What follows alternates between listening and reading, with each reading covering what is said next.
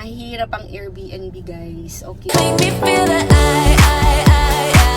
Not time I lose it all my mind, yeah.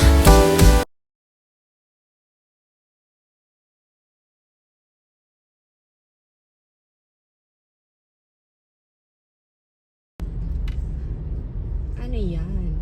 Andito tayo sa sa Makapagal. Ang traffic, Nakita niyo yung mga truck kanina. Ang daming truck sa Cavitex kasi ewan ko. Dahil holiday rush, ganyan. Okay, alam niyo na kung saan ako papunta. Papunta akong Six Senses. Ganyan-ganyan yan. Nanginginig na naman ako. Okay? May government vehicle na na pasaway. Okay? So, hindi ko na nakuhanan. Pero Innova siya. Alam mo yung bigla na lang siyang may sasakyan, bigla na lang siyang bumulaga sa harap ko. Good morning! Okay. So, tayo ay nandito sa Six Senses. Yung huling punta ko dito, parang last month pa yata. 3 weeks ago. So, nagbabalik ako at iaabot ko yung susi sa bago kong broker. Yan. Nga pala, pinag-usapan namin nitong friend kong licensed broker yung tungkol sa Airbnb, Ayan. Sabi ko, pinag-usapan namin itong friend kong licensed broker. Shout out sa Marie Chris, Yung regarding sa Airbnb dito sa Six Senses.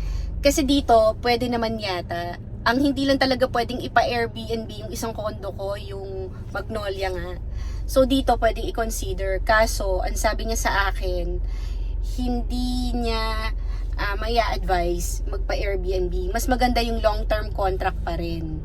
Kasi mahirap ang Airbnb, guys. Okay? Okay, in short, pwede siyang gawing meeting place para gumawa ng illegal activities. Yan. Though I am more on talaga, long term. Doon ako sa long term tenant talaga. If marerentahan ulit, okay? Pero kung hindi, either or ibenta na lang, okay? I really want to dispose itong dalawang condo na nabili ko. Okay, meron akong iba pang existing condo FYI. Sa Makati, pero kasi may tenant doon, okay? Meron akong naparentahan doon. So, long term yung Makati natin.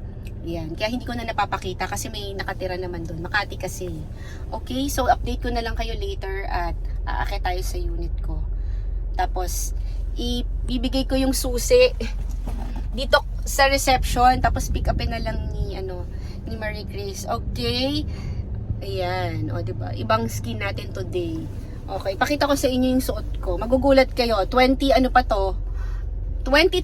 tong damit ko. Diba? At naka-jeans ako today. Ano ba talaga yung dadaling kong bag? Yung malaki. Si Lisa.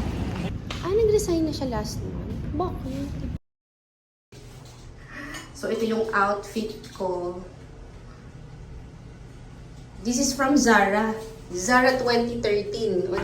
2013 yata. Ito 2012. Mga ganon. Okay. And we're back.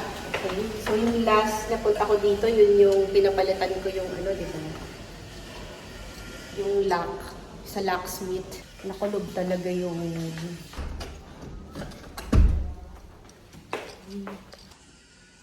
init. Kailangan ko palang kunin yung yung remote ng aircon sa sasakyan. Okay, so this is our view again. Paulit-ulit. This is Blue Bay Walk yan. Garden view. Okay. Kailangan ipalinis Baba tayo kasi kukunin ko yung diba? Binili ko na yung remote ng aircon. Yan. Binili ko na. Tapos ito. Ay, nako. Gusto na kitang ibenta. Okay. Gusto natin. Init. Para naman magkaroon tayo ng bayarin. Kasi zero bill ko dito eh. Gawin nating 5 pesos. Dito nga tayo sa labas. Maingay yung exhaust fan.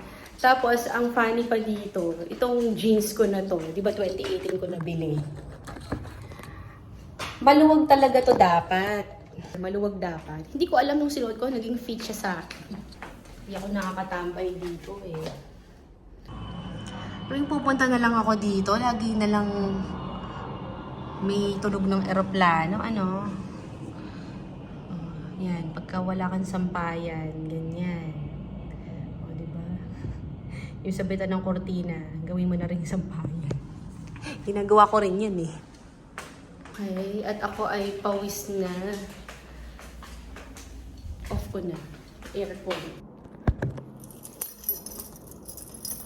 So, di ba pinapalitan ko to? Sabi ko, di ba pinapalitan ko tong susi? So, iiwan ko to kay Marie Please. Okay. Ayan. Kasi meron siyang client. Ayan na, nilagay ko dito sa Maynilad. Isa pa pala, meron akong concern sa Maynilad, ha?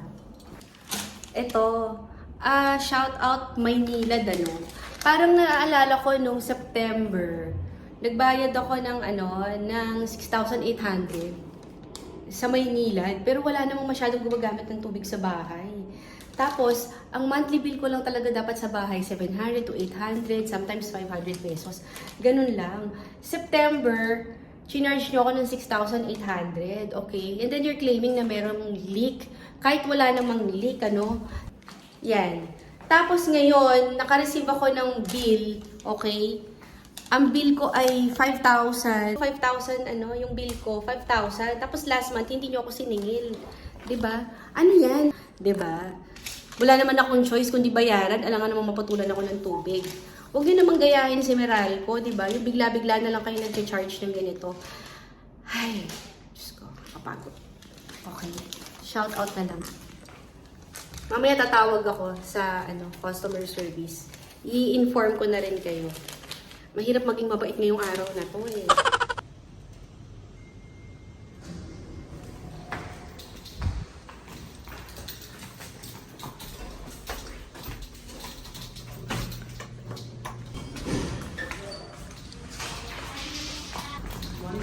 Hi! Merry Chris. Tapos Yung number niya, ma'am. Ikot lang.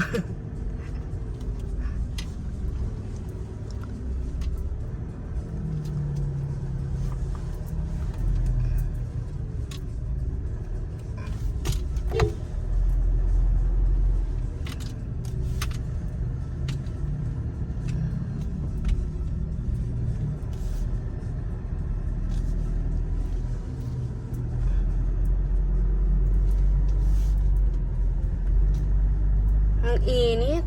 It's 11:35. Yan. Kanina pa mainit eh. Okay. Magkakape lang ako.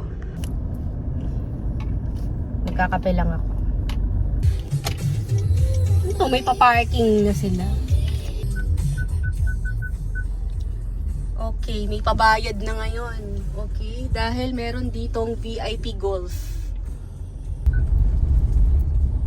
Ayan o, ang daming parking. Ang problema, hindi tayo kasya. Nakabara yung truck.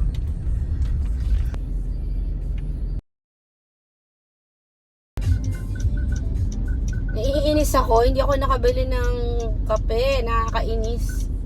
Hindi ako nakakanan dun sa sa drive-thru at ang daming nakabara. Grabe, ang daming syunga dito sa daan. Alam mo yung dalawa silang mabagal, tapos nagigit-gitan sila. Ang luwag-luwag ng kalye, O, diba? So, ang ginawa ko, dumiretso na lang ako. Kesa madamay pa ako sa kanilang dalawa, Okay? So, doon na lang tayo sa, sa BF.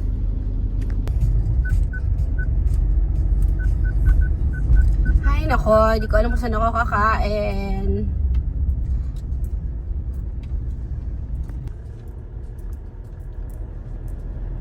Teka, dito na lang ako kay Telongs. Ayan. Gusto ko ng lumpia. So, iikot ako.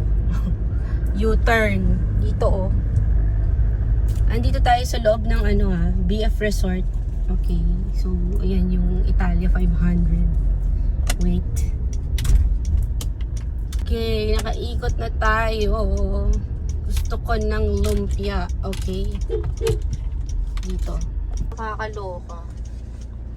Walang available. So, ayaw nila akong pakainin. Saan ako kakain?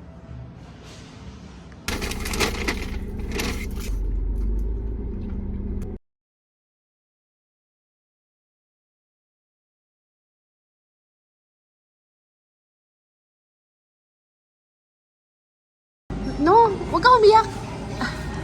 Narinig mo lang yung sound. Baka yan kinakantahan ka ni Daddy, no? Graduate na ako dyan sa iya. Naman, yung kanta naman kasi. Iya kinakanta ng Starbucks.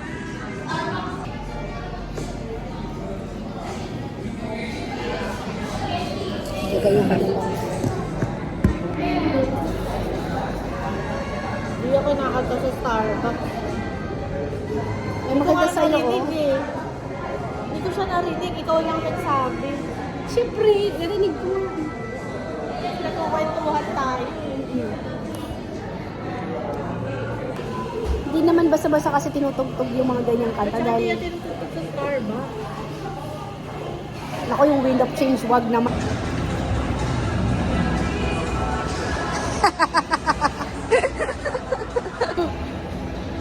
Busangot.